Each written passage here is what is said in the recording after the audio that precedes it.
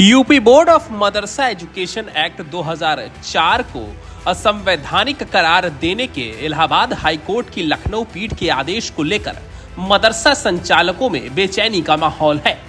मदरसा board को Lucknow high court के आदेश में कहा गया है कि यह एक्ट धर्मनिरपेक्षता के सिद्धांतों का उल्लंघन करने वाला है। इस पर दरगाह आला हजरत बरेली में मदरसा संचालक और उलेमा संपर्क कर रहे हैं। उलेमाए किराम ने कहा है कि हाईकोर्ट के फैसले से आश्चर्यचकित हैं। मदरसा अधिनियम किसी मौलाना ने नहीं बल्कि सरकार ने बनाया है। उन्होंने कहा कि यह गलत फहमी है कि मदरसे में सिर्फ मजहबी शिक्षा दी जाती है, जबकि मदरसों में अंग्रेजी, विज्ञान, गणित व कंप्यूटर के साथ सभी विषय पढ़ाए जाते हैं। मदरसों से पढ़कर निकले छात्र आईएएस, पीसीएस और प्रोफेसर बन रहे हैं। संविधान के अनुच्छेद 13 व 30 के अंतर्गत अल्पसंख्यकों को यह एक हक मिलता है कि वे अपने पसंद के शिक्षण संस्थान खोलें। मौलानाओं ने कहा कि हाई कोर्ट के इस फैसले से मुस्लिमों के अधिकारों का हनन हो रहा है।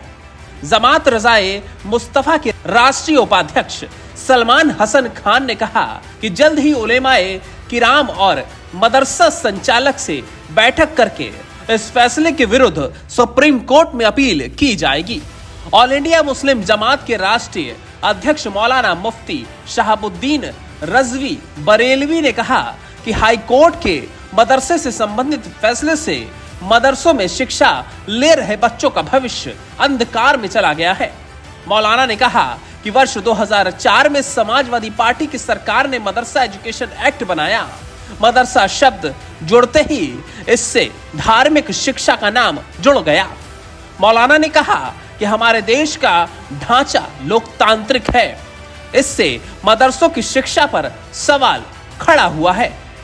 बरेलवी मौलाना ने कहा कि मदरसे की दुर्दशा के लिए समाजवादी पार्टी की सरकार को जिम्मेदार मानता हूं। अगर सपा सरकार ने मदरसा एजुकेशन एक्ट नहीं बनाया होता और अरबी फारसी बोर्ड खत्म नहीं किया होता तो आज ये दिन नहीं देखना पड़ता।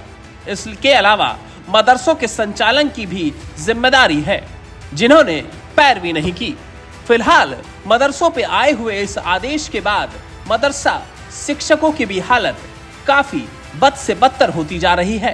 रमजान के महीने में मदरसा शिक्षकों की अब सांसें अटकी हुई हैं कि आगे क्या होगा। ये मदरसा शिक्षक पहले अपने मानदेय के लिए प्रदर्शन कर रहे थे और अब कोर्ट के इस फैसले से काफी परेशान और हताश हैं। लेकिन मौलानाओं की तरफ से एक उम्मीद की किरण जरूर जगाई गई है कि आने वाले समय में इस फैसले के खिलाफ सुप्रीम कोर्ट में अपील की जाएगी।